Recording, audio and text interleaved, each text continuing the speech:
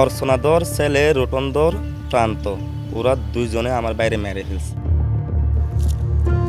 গেল বছরের 1 অক্টোবর কক্সবাজারের রাম উপজেলার একটি রাবার বাগান থেকে উদ্ধার করা হয় রাজু শর্মা নামে এক যুবকের গলায় ফাঁস লাগানো মরদেহ। ঘটনা 3 মাস পেরিয়ে গেলেও আজও তার মৃত্যুর রহস্য উদ্ঘাটন হয়নি। এখনও ঘটনাটি অপমৃত্যু মামলা হিসেবেই নথিভুক্ত রয়েছে। সবচেয়ে উদ্বেগজনক বিষয়, দীর্ঘ সময় পার হলেও ময়নাতদন্তের চূড়ান্ত প্রতিবেদন প্রকাশ না হওয়ায় হত্যা মামলা রুজু হচ্ছে না। আমি এখন যেখানে দাঁড়িয়ে আছি, এখানে গলায় ফাঁস লাগানো অবস্থায় রাজু শর্মার মরদেহ উদ্ধার করে পুলিশ। তবে রাজুর পরিবারের দাবি করছে কোনোভাবেই এটি আত্মহত্যা নয়, এটি পরিকল্পিত একটি হত্যাকাণ্ড। ছেলের ছবি বুকে জড়িয়ে ধরে কান্নায় ভেঙে পড়েছেন রাজু শর্মার মা। সন্তানের এমন মৃত্যু কোনোভাবেই মেনে নিতে পারছেন না তিনি। ছেলের গায়ে তিনি দেখতে পেয়েছিলেন আঘাতের চিহ্ন, তাই কান্না জড়িত কণ্ঠে তার একটাই দাবি, এটি আত্মহত্যা নয় বরং একটি পরিকল্পিত হত্যাকাণ্ড। কুসুম বলে গিয়ে এটা ছুরি মারতে হয়, এটা ছুরি মারতে হয়, এটা গরম পানি দিয়ে হয়, এত আত্মহত্যা না বাবা। ফাস্ট ফুড করতে ভাজি যাবে করে আর মাঝখানে গাছ পাখি না না বাজে 12:30 বাজে সানাস তাহার হসপিটালের সামনে একটা সাত বান আছে, ইয়ের মাঝে 7 জন না হজন সানাস তাহার আর ব্রাহ্মণ আছে যে পূজা করে দেবী ইবে দেখি আচ্ছা এই ভাজি বেছে জনগণের বাঘ পড়ত না ভাইলাম তোর পরে কি বলার আল্লাহ রে। পরিবারের অভিযোগ, টাকার লেনদেনকে কেন্দ্র করে পার্শ্ববর্তী এলাকার অর্চনাধর, গোপালধর ও তাদের ছেলে প্রান্তধরের সঙ্গে রাজুর বিরোধ চলছিল। সেই বিরোধের জেরে রাজুকে একাধিকবার হুমকি দেওয়া হয়েছিল বলে দাবি পরিবারের। নিহতের ভাইয়ের অভিযোগ, এই বিরোধ থেকেই রাজুকে হত্যা করা হয়েছে।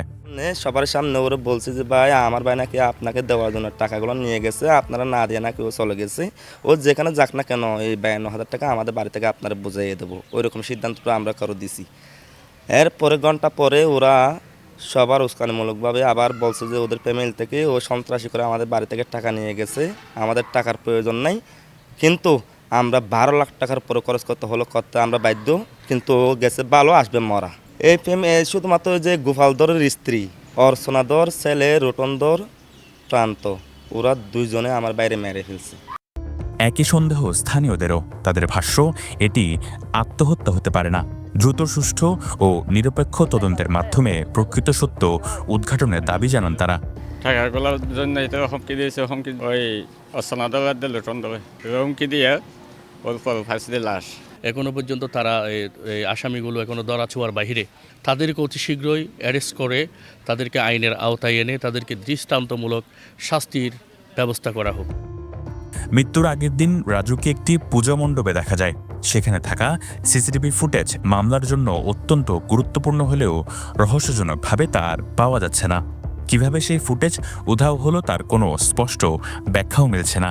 এখন ওনার বড় ভাই ছিল যে, তখন আমার মনে হয় 3-4 ঘন্টা মানে একসাথে বসছিলাম, বসে যতগুলো রেকর্ড আছে ওইগুলো মানে প্লে করছি, তো আমি প্লে করছি, ওনারা দেখাইছি, ঠিক আছে।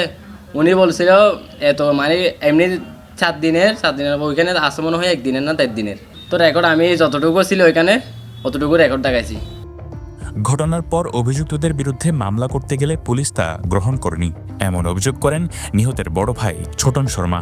আমরা মামলা করার জন্য সে থেকে আমরা চালিয়ে যাচ্ছি, কিন্তু থানা তো আমাদেরকে আশা দিচ্ছে হয়তো পোস্টমর্টম রিপোর্টটা আসলেই আমরা অতি শীঘ্রই ব্যবস্থা নিয়ে যাব, এটা বলছে, তবে আমাদের মামলা নেয় নাই। পরিবারের অভিযোগ, থানায় মামলা করতে গেলেও থানা কর্তৃপক্ষ তা গ্রহণ করেনি। তাদের দাবি, মামলাটি না নেয়ায় শুরু থেকেই বাধাগ্রস্ত হচ্ছে মামলা তদন্ত প্রক্রিয়া। এই বিষয়ে জানতে আমরা যাই পুলিশ সুপারের কার্যালয়ে। জেলা পুলিশের এই কর্মকর্তা জানান, প্রাথমিকভাবে ঘটনাটি আত্মহত্যা বলে মনে হলেও ময়নাতদন্তের চূড়ান্ত রিপোর্ট পেলে প্রয়োজনীয় আইনি ব্যবস্থা নেওয়া হবে। এবং সামগ্রিকভাবে দেখে আমাদের কাছে প্রাথমিকভাবে মনে হয়েছিল যে এটি আত্মহত্যা।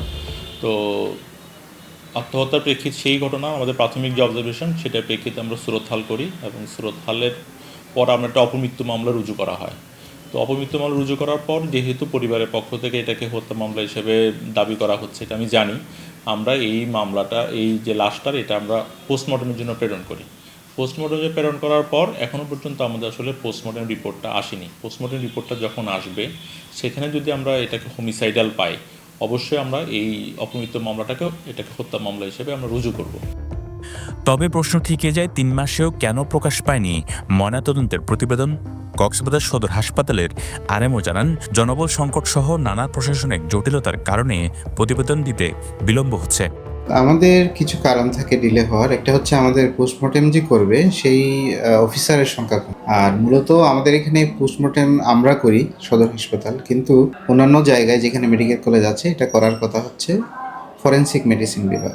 সেখানে একটা হচ্ছে জনবল সংকট, আরেকটা হচ্ছে প্রসিডিউরাল ডিলে। এগুলোর কারণে দেরি হতে পারে। আর যদি সিম্পল যেগুলোতে এই ধরনের ব্যাপার নাই সেগুলো খুব দ্রুতই দিয়ে দেওয়া হয়। আইনজীবীরা বলছেন, ময়নাতদন্তের রিপোর্ট দিতে বেশি সময় নিলে প্রকৃত ঘটনা আড়াল হওয়ার আশঙ্কা থাকে। এমনকি ঘটনায় জড়িতরা এই সময়ের মধ্যে দেশ ত্যাগ করার সুযোগও পেতে পারে। যদি কোনো ব্যক্তি মৃত ব্যক্তির হত্যার সাথে জড়িত থাকে, তাহলে এই দীর্ঘ তদন্তে বিলম্বের কারণে তারা দেশ ত্যাগ করে যদি পালিয়ে যায়, তাহলে মৃত ব্যক্তি বা তার পরিবার ন্যায় বিচার থেকে বঞ্চিত হবে। সেখানে আমি মনে করি দ্রুত সময়ের মধ্যে হাসপাতাল কর্তৃপক্ষের উচিত পোস্টমর্টম রিপোর্টটা তদন্তকারী কর্মকর্তাকে প্রেরণ করা এবং দ্রুত সময়ের মধ্যে ব্যবস্থা নেওয়া। তবে সব অভিযোগ অস্বীকার করেছেন অভিযুক্ত প্রান্তধর। তার দাবি, রাজুর কাছে তাদের পরিবারের প্রায় 52,000 টাকা পাওনা রয়েছে। সে টাকা পরিশোধ না করতেই উদ্দেশ্যপ্রণীতভাবে তাদের বিরুদ্ধে এসব অভিযোগ তোলা হচ্ছে। আমরা মেরে ফেলছি, টাকা দিয়ে মেরে ফেলছি, আমার ব্যাকআপ পাইছে। তো আমি বলতেছি আমার জন্য কোনো বিষয় মানে আমি ওকে কল দিছি বা তার দিয়ে মারাছি, মানে এরকম আমাকে পুলিশে ডাকাইলে আমি নিজে টানা গিয়ে সারেন্ডার হবো। সবশেষে প্রশ্ন একটাই, রাজু শর্মার মৃত্যু কি সত্যি আত্মহত্যা নাকি আড়ালে লুকিয়ে আছে একটি নির্মম হত্যাকাণ্ড? 3 মাসেও যার কোনো স্পষ্ট উত্তর মেলেনি।